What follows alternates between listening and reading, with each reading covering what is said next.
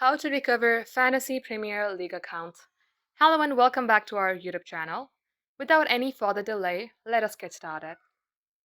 Launch your FPL app. You will see a page like this. Now under here, tap on More option. Then you will see Sign in/Create New Account. Tap onto that button. Now under email address, enter the email address. And under password, you will see Forgot Your Password. Tap onto it.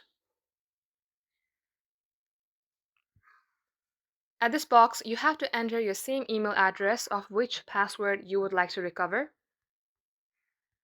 Once done, tap on Reset My Password. Now, as you do so, let's go ahead and check your email.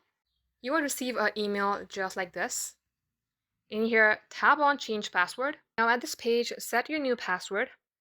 Once you're done, confirm the password below. Make sure that your password is 8 characters and fulfill all these criteria. Once done, tap on Change My Password. Just like so, this is how you can do it. Thank you for watching the video till the very end. If it had helped you in any ways, then make sure to like and subscribe.